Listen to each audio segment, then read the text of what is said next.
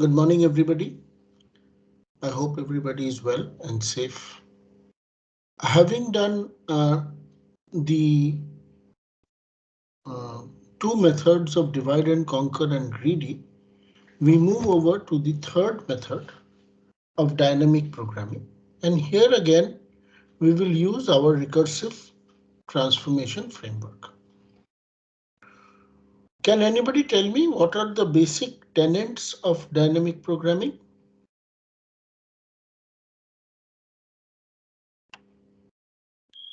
Identical subproblem. Yes, one is identical subproblem recognition.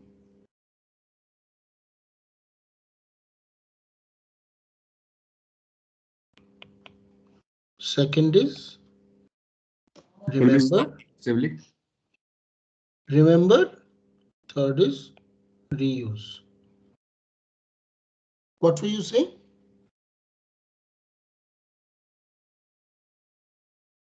What were you saying, please? Memoization. Yes, memoization is remember.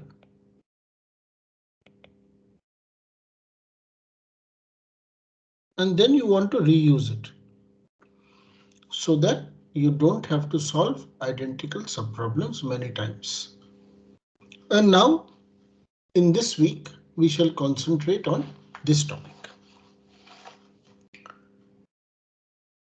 So our basics is that we have a recursive decomposition, and typically all the dynamic programming problems are optimization in nature.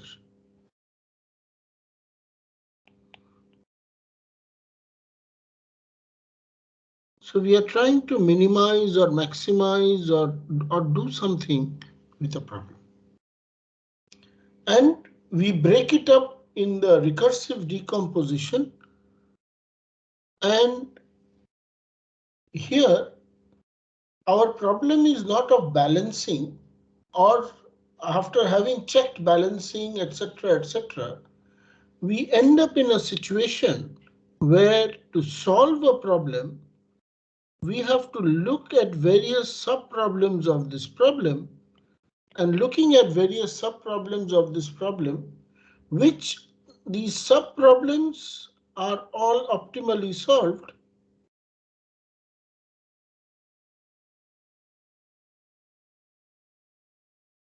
That is how our recursive definitions work. And then using the solutions of the subproblems, we find the optimal solution to this main problem. So this is how typically the classical dynamic programming problems look like.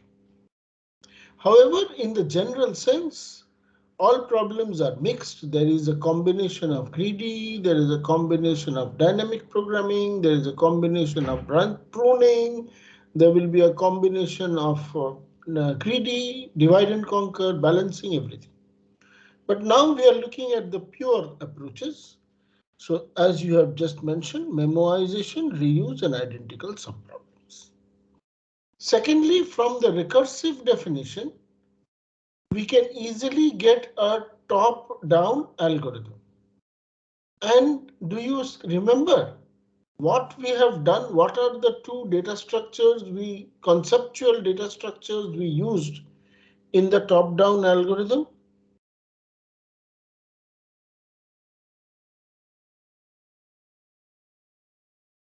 What is that conceptual data structure we used to remember whether a problem has already been solved or not? We used some data structure. Data structure.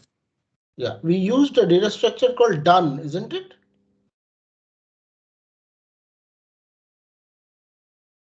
Yes, sir. Yes, sir. And the other data structure we used is called value. If it is done, what is the value? So in all the algorithms that we checked, we noted it if it is done, Then we retrieve the value. If it is not done, then we mark it that I've started doing it, and then I do the recursive thing. And when I finish doing it, I mark it that I've finished doing it. So my done array typically had 0, 1, and 2. You'll remember that cycle problem we were solving. Yes, sir. So done 0 means I've not even initiated it. Done 1 means I've started doing it, but I've not finished. Done 2 is when I've finished. And the value is there only when done is. When what is true? Which done is true? 0, 1 or 2? So 2. 2.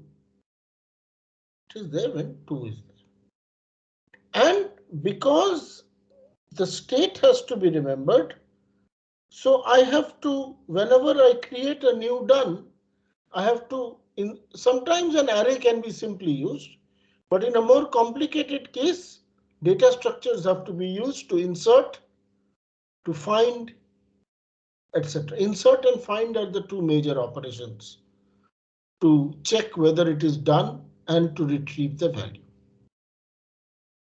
We saw the Fibonacci problem or Pingala's problem, and there are many other problems which can be solved using dynamic programming.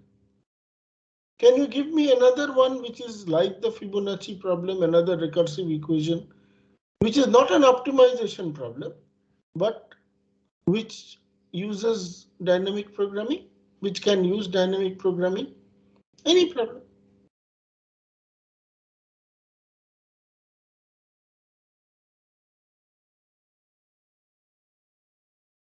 Factorial.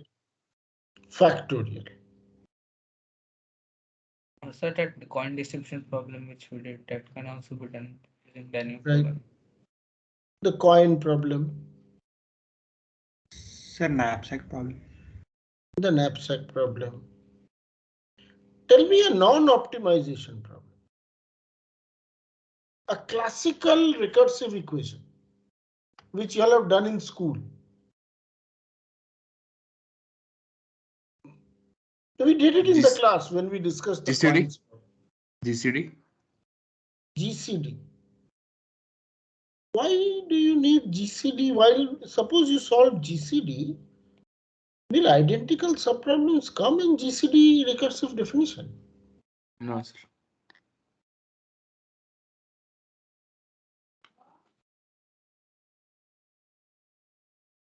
So they can if we're taking GCD of multiple pairs of numbers. Yeah, if you take multiple pairs of numbers, it will come, but if you give only for one input, it will not come. Anna? We did one example.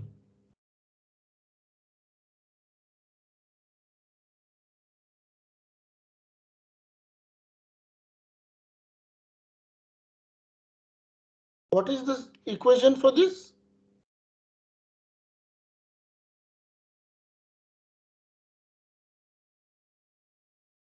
Isn't it? This example? Yes, sir. Will identical subproblems not come here? Abhyuday Agarwal? Abhyuday? Yes, sir. So here again, when you solve it this way, you get some. How do you really solve it in an iterative fashion? You remember how you solve it in an iterative fashion? Sir, we stored them in an array like the repeating cases. Yeah, so you stored them in one dimension, 2 dimension, what array?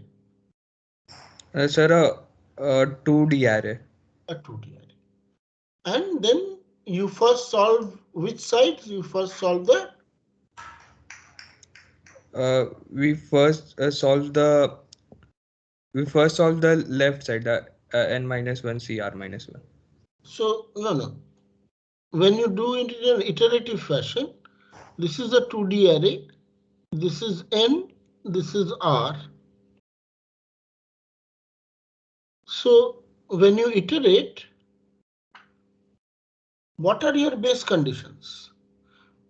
How do you solve this iteration? If this is 0, 1, 2, so this is 1, 2, etc. This is 1, 2, etc. Sir, if n is equal to 1 and r is equal to 1. Correct. So the first things that you do is, everybody with me? You solve this and this. These are your base conditions, है ना?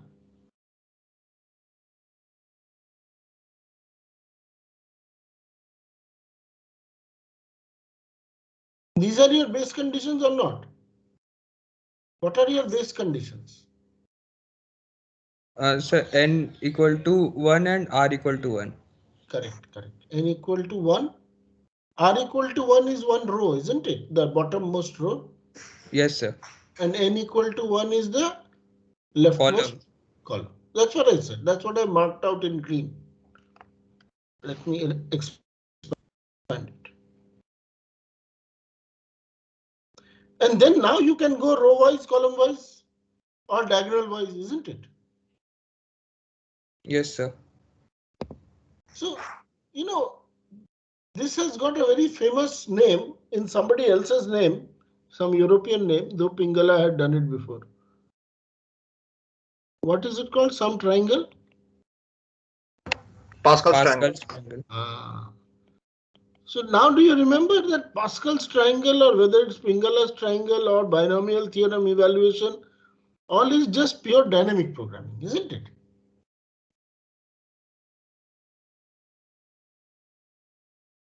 Yes or no? Yes, sir. Good, good. So we will discuss this in more details. We will quickly, we have just revised our Fibonacci and the general Fibonacci. We will do a problem today, which is a famous problem called the matrix chain multiplication problem. Okay. And then on tomorrow onwards, we will do other problems. Sequence alignment. Have you heard of the sequence alignment problem? Anybody? Anybody from biology? Very famous. Sequence alignment is for gene sequence alignment. And many other. And then later on, when we come to graphs and others, we will do many other problems. So I've listed out a list of problems. So we know Fibonacci we have done. We know that we can write it in recursive fashion. Then we can write a top-down algorithm. And then we can write a bottom-up algorithm in a loop like this. And then we can reduce the data structures to have only two variables. So our steps, we are taking baby steps here, but our steps are: find out the recursive structure, note down identical subproblems, decide on what is to be remembered. A top-down algorithm is using the done and the value array and call it recursively. But if you know the recursion structure, and the recursion structure does not have cycles, and like in that Fibonacci or in the Pascal's triangle or in the NCR or in something else, if you really know the order in which to evaluate, then you can forget about recursion. You can write a simple iterative algorithm. So that is the classical approach of dynamic programming, which we shall see. We also saw the more general case of the Fibonacci structure, which I don't want to discuss anymore. Here, loop detection is there. And in such a general case, you really do not know how to do a bottom-up algorithm. Now we come to the matrix chain multiplication problem. How many of you are aware of the problem? Please raise your hand.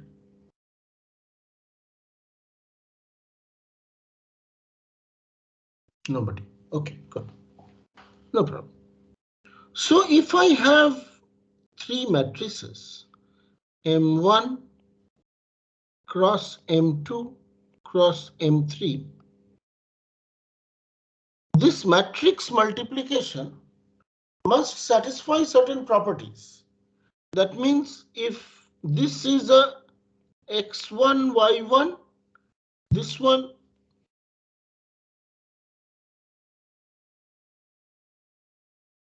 the second one is x2, y2, and the third one is x3, y3, then what is the relationship between x1, x2 and y1?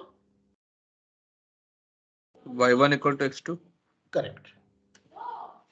Y1 must be equal to x2 and Y2 equal to X3. y2 equal to x3. Otherwise, it is not a valid multiplication. Now, matrix multiplication,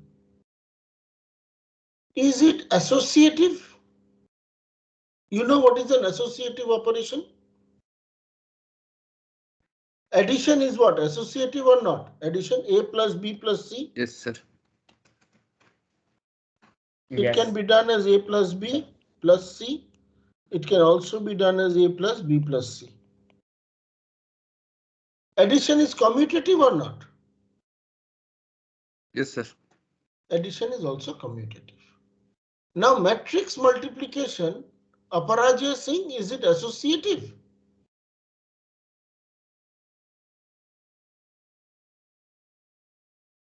Arunava Sarkar, is matrix multiplication associative? Druhi Nabrol, Yes, sir. matrix multiplication is associative.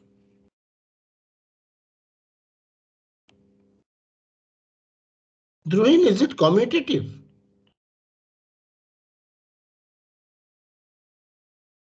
Wait. Yes, sir. So M1, M2 is the same as M2, M1 in the general case. No, it's not the case. So it's not commutative.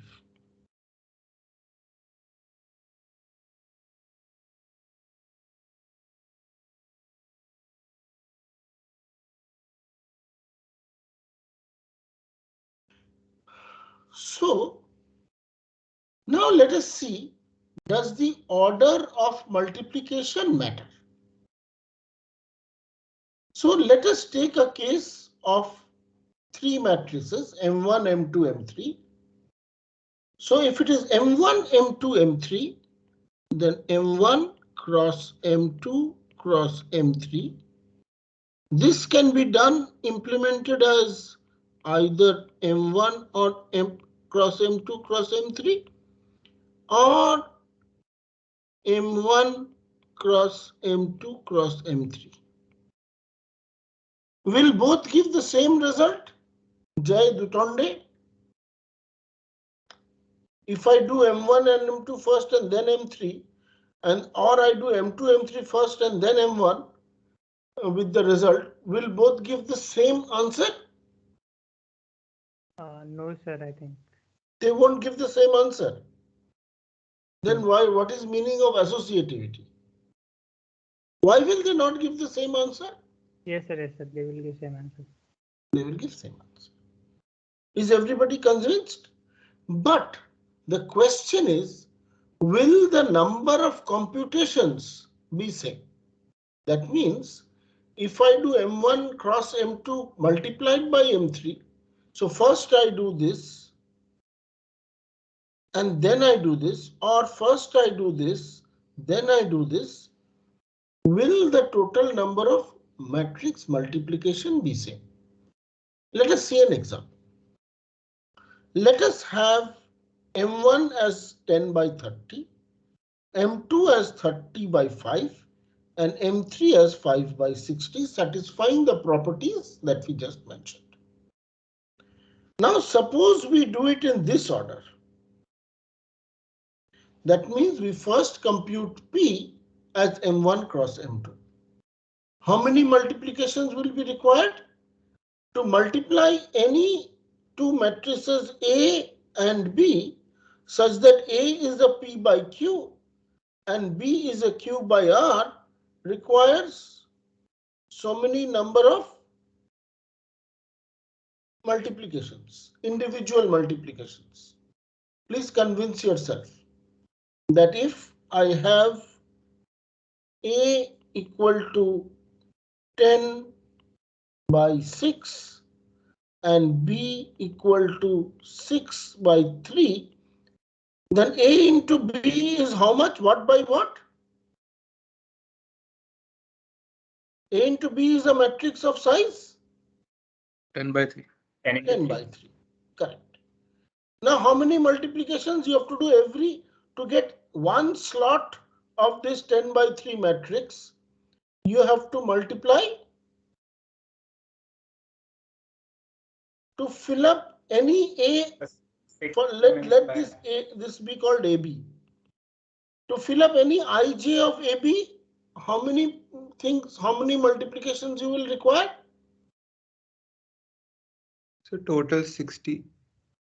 No, to fill up any ABIJ slot, you will require how many multiplications? 6. 6. So that means you will require Q multiplications. And you have to fill up 10 by 30 such slots. So you will require 10 into 30 into 6, which means you will require P into Q into R multiplications to find the matrix product. Divyanshu Mittal, is it clear?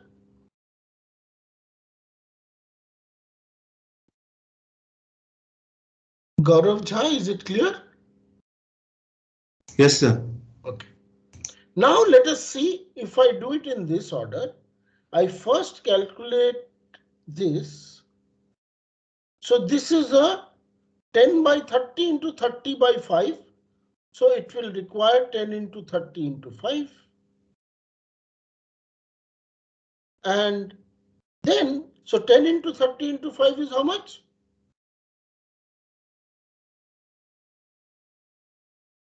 How much is 10 into 30 into 5? Huh? 1500. 1500. And then I have to multiply P by M3.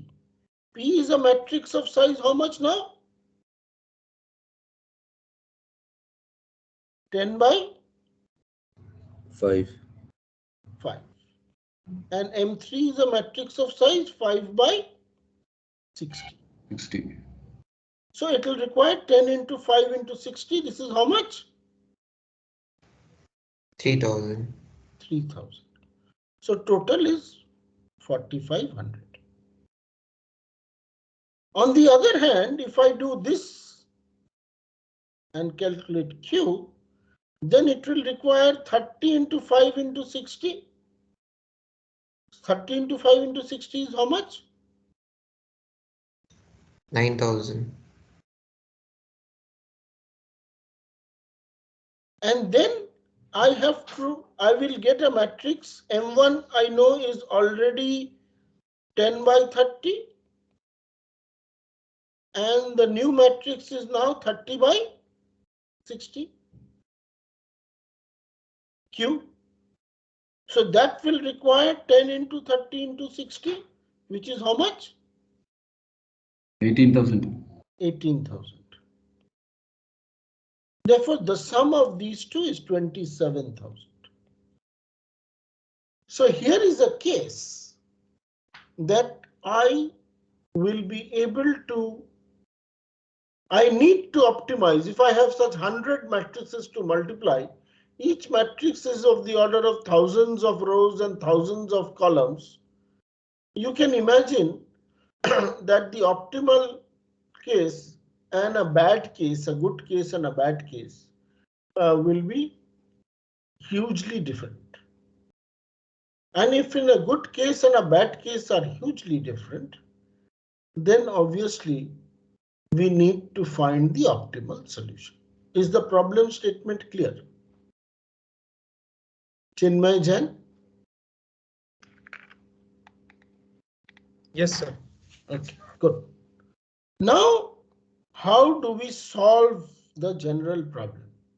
So our steps are recursive definition and then identify. So how do we formulate a recursive definition for the general matrix multiplication problem?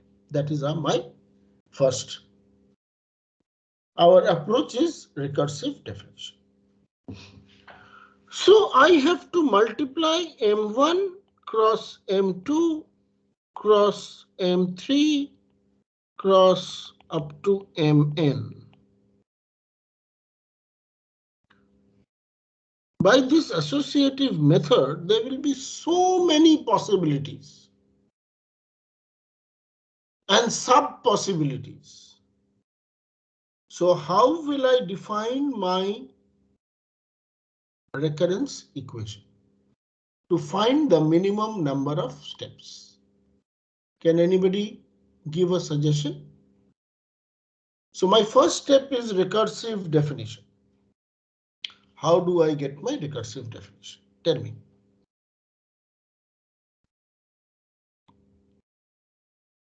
How do I start defining it? Mij is equal to the optimal cost of multiplying matrices Mi cross Mi plus 1 cross up to Mj. Is this clear to everybody? How I have defined? Jyotiraditya Aryan? Pradeep Kashyap? Aryan, is it clear to you? Yes, sir. Okay, so now when we write Mij,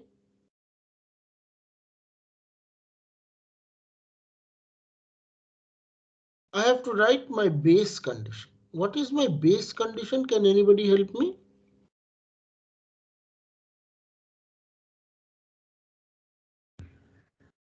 The cost of multiplying two adjacent is 0. 0 if I is equal to j. I Very equals to good. j. 0 if I equal to j. Then and any other base case? If the array is empty, like only a single matrix is available. That's all right. So if that will be if I is equal to j, na? So if j is equal to y plus 1, then we return the.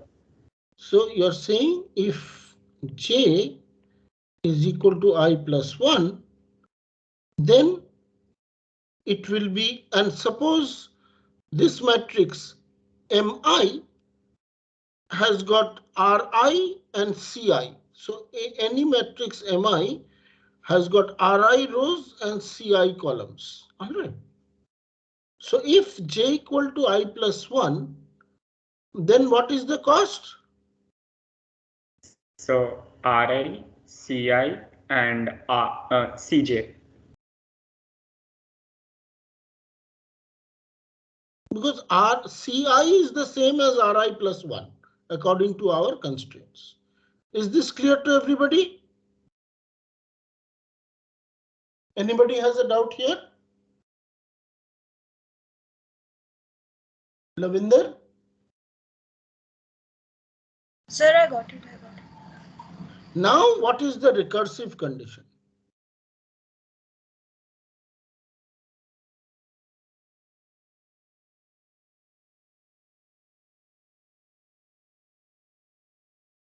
To understand the recursive condition, Mij can be done in how many ways?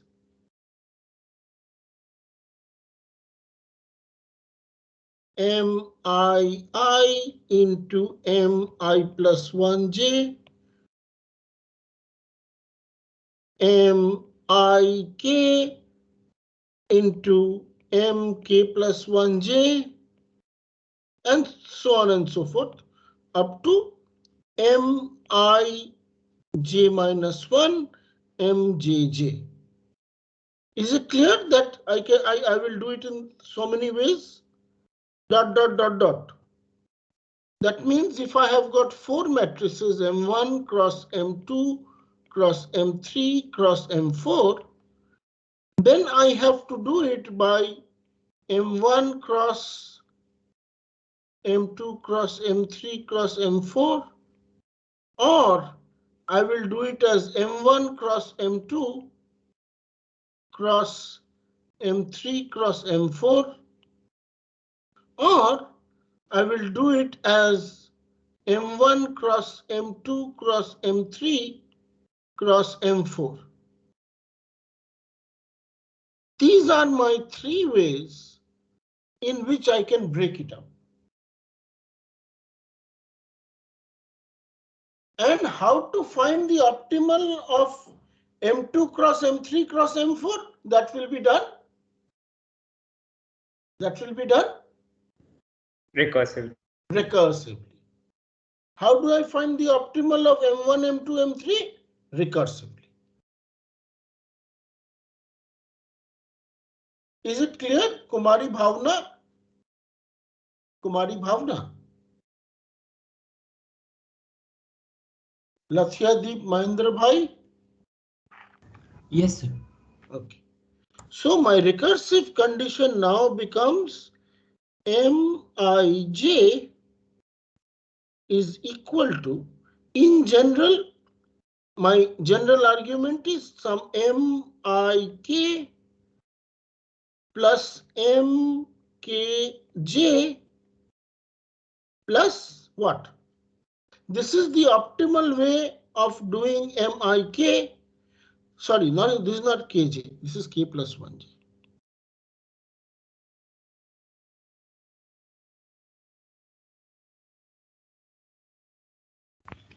Hello, sir. 1 minute. Yes, tell me. So are we splitting it in such a way that for each particular case there are 2 recursive calls? Yes. Okay. Yes. No, there are more than 2 recursive calls. I will tell you how many recursive calls are there. We'll come to how many recursive calls are there.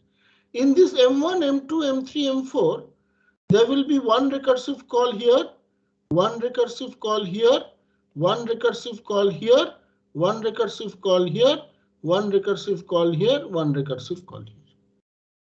But I've divided it into each such recursive call, as you are calling it, each such recursive call has got 2 parts. Got it, Apurv? Yes, sir, I got it. So if I multiply this and this, then this one size is what? Ri. Then what? The column is how much? CK, sir. CK. This is CK. No, sorry, this is RK plus 1, which is the same as CK into CJ. So after I have found this part and this part, I have to multiply these 2 parts. How much multiplication will be required?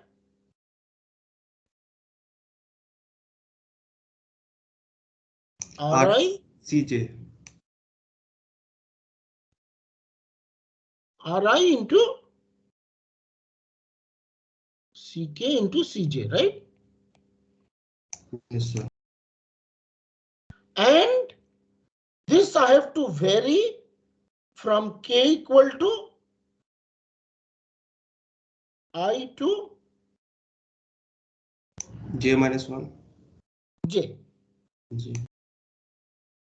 And I have, once I vary, I compute all this from K equal to I to J.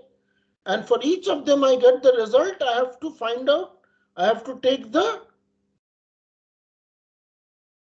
minimum of all of them. very good. I have to take the minimum of all of them.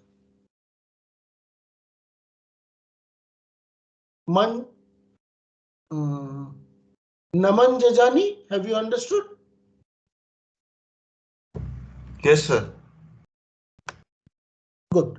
So based on this, I now write down my recursive definition. Let us assume that M1 cross M2 cross M3 cross up to Mn has to be done.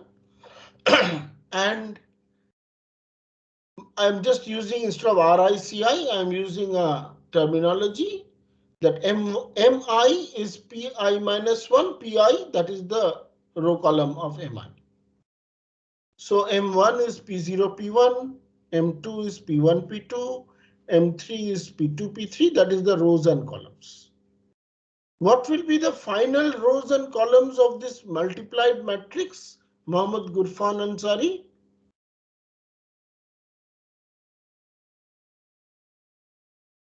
Gufran Ansari. Nancy Agarwal. Nancy Agarwal. Piyush Janghit.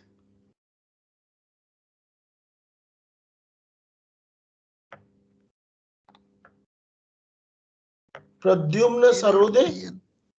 हाँ पीयूष बोलो. I can't hear you. P not Pn. P not Pn. Very good. P not Pn. So the final result will be P not Pn. Very good. So now I have now rewritten my equation. Now tell me, let us come back to my base condition. If I vary k from I to j, do I need this as my base condition? Or is it taken care of here? It is taken care of. It is taken care of. Very good. Yes, sir. Because it is taken care of, so my recursive definition is a neat definition. It says Mij is equal to 0 if j equal to I equal to j. Otherwise, from k equal to I to j minus 1 or j, whatever you want to do, Mik plus Mk plus 1j plus Pi into Pk into Pj, provided I is less than j. And you take the minimum. This is the classic structure of a dynamic programming decomposition.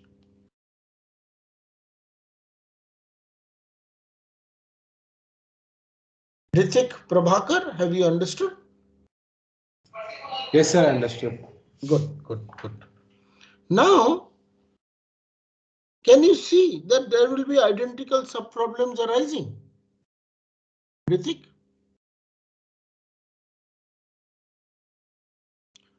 I don't think so, because whenever we are going through it, we are just taking piece by piece and finding all possible combinations. So in order to understand this a little more clearly, yes, let us look at the recursion structure. Let us look at these four matrices: M1, M2, M3, M4. So M1 to M4 can be done in three ways according to our equation. M1 into M2 M4, or M3 M4 into M1 M3, or M1 M3 into M4 M4. Is that clear to everybody? Naveen Sani? No, sir, could you repeat? Have you understood this equation? Sir. M1, this you have understood or not? This one I understood. if you apply the recursive structure, then how many parts are there? M1 into M2 into M3 into M4. This is one part. Yeah. This is M1 into M2 M4. Yes, yes, yeah. The second is M1 2 into M3 M4. This is the second one. This is the first one. And the third one is M13 into M44. So now there are these three ways. This one is one way, this is the second way, the third way. All three are computing M1 to M4, but their results will be different. Okay. Now, M1 in the first one is doing M1 with M2 M4. The second one is doing M3 M4 and M1 M2 and M3 M4. The third one is doing M1 M3 and M4 M4. Is it clear to everybody? Rahul Das?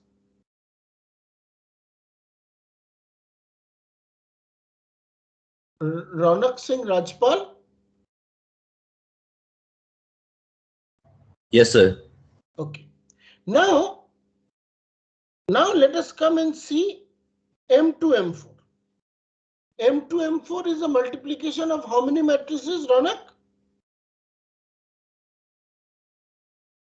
The 3 matrices. 3 matrices. So it can be done in how many ways? In our recursive structure? Sir, 2 ways. 2. So that is why I said 2 ways. Way 1, way 2. First is M2 M2 with M3 M4. The second is M2 M3 with M4 M4. Now have you noticed the identical subproblem which has come?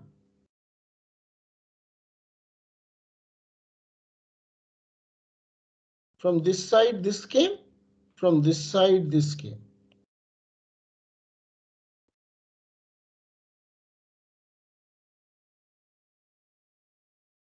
And it could have been much larger.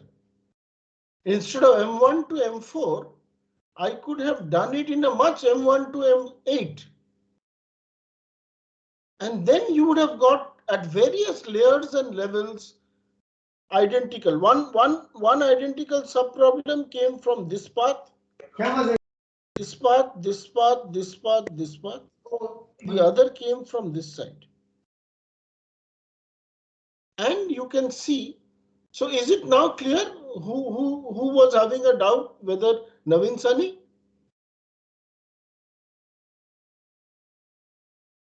Naveen?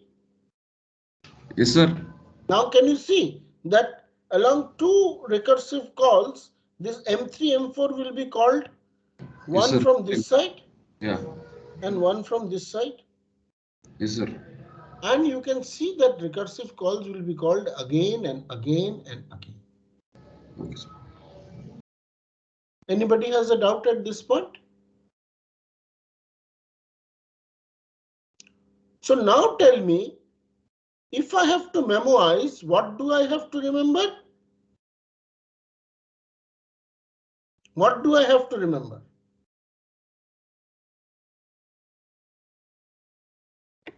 So what was the sequence that was Yeah, computed? so I have to remember Mij, isn't it? Yes, sir. I have to remember the optimal value of Mij that has been already computed for all values of ing. So I will create an array called Mij, which will store the optimal value of Mij, and my classical approach of done, I will store the optimal value of done. Now my algorithm proceeds just the way I want it to do. I will write the evaluation function of ij. If done ij is equal to 1, return Mij. This is what part of the dynamic programming? This is called reuse.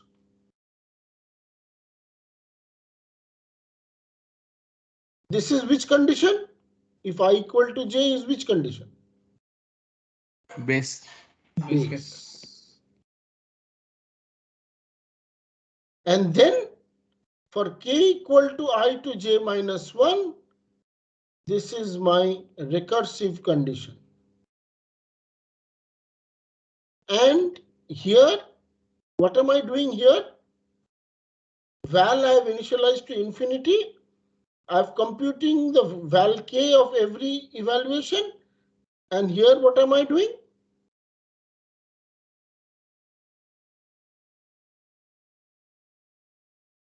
Checking for minimum. Minimum. So this is my recomposition.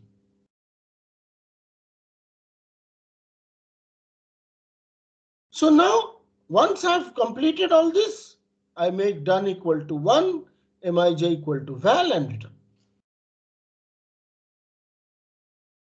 Is it very clear how it happens? And everything, I have to compute all the values of ij. And I am not doing any one of them more than once.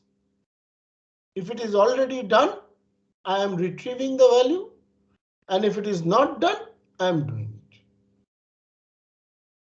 So my complexity is only this part.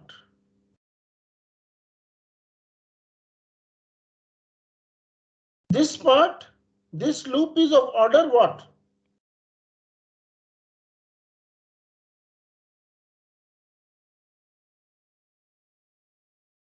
For every ij, I have to check from I to j. And I have to compute these elements. And this addition. The rest is all recursively computed. So this is of the order of at most n. N. This is the order of at most n. Why n squared? Only one loop, hai na? There's only one loop. This is only one loop. Why should it be n squared?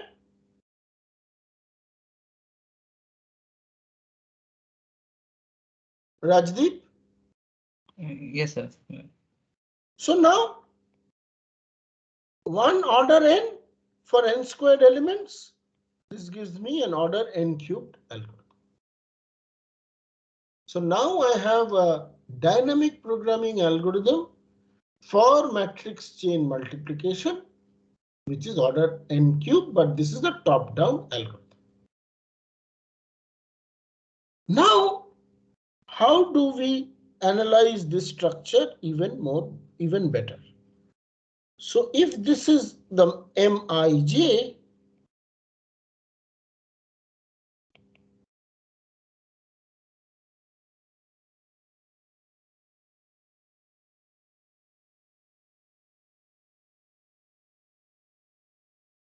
which elements are known from the base condition of this matrix Mij?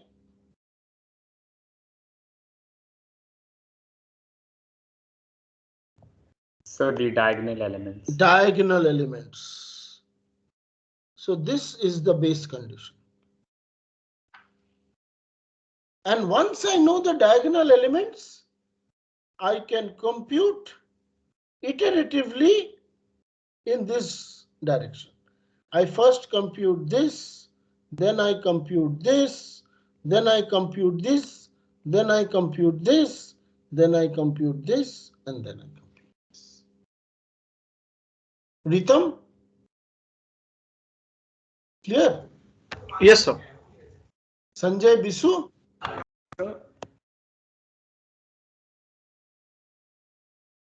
Okay. Any doubt? So since I and j are increasing, horizon. So should the diagonal not be 90 degree to the diagonal which you've drawn, like the other diagonal?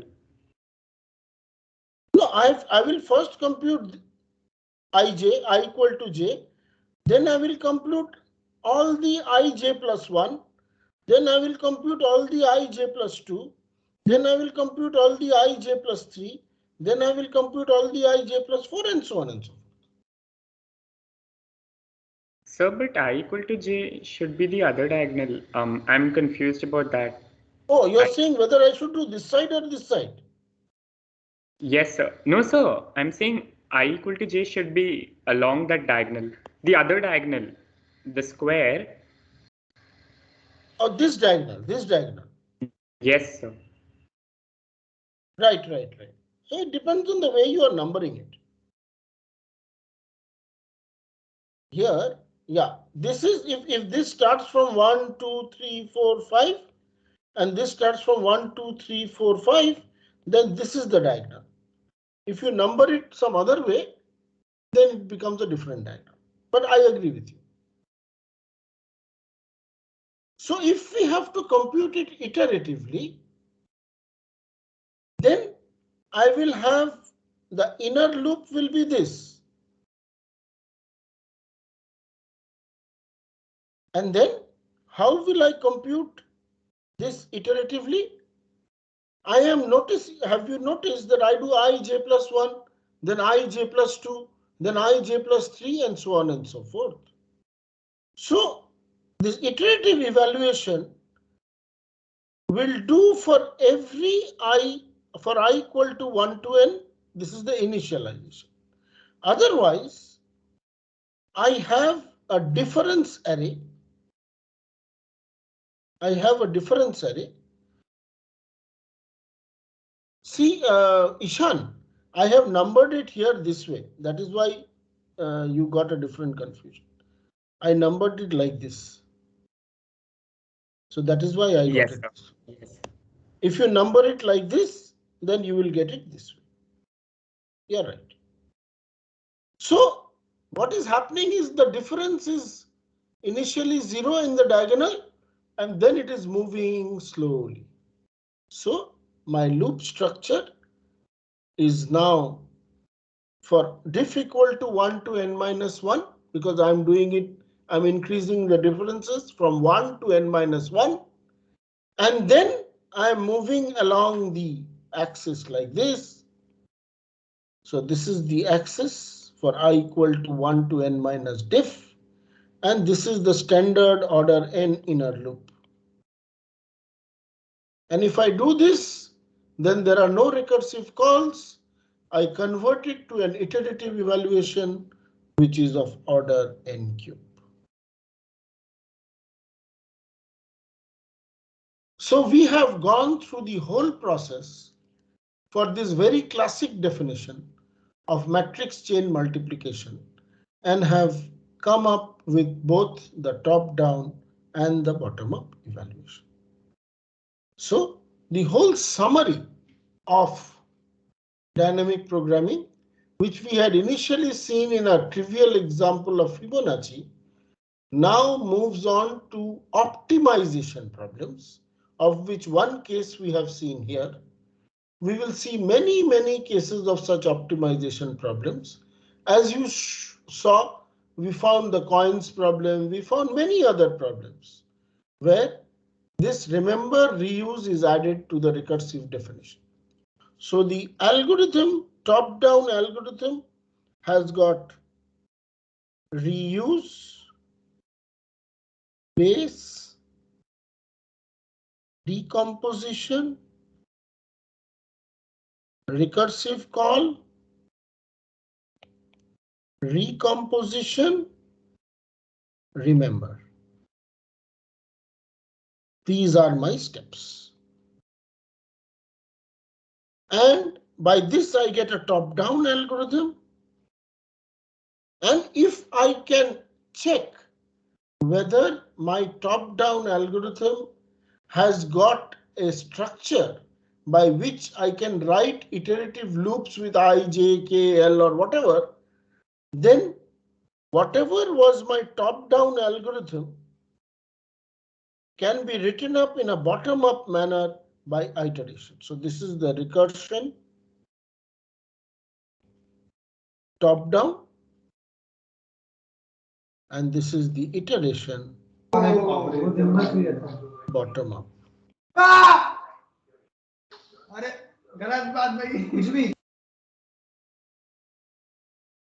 So this is the iteration bottom. So this is the fundamental of dynamic programming, and we will do this in more details tomorrow. Any questions?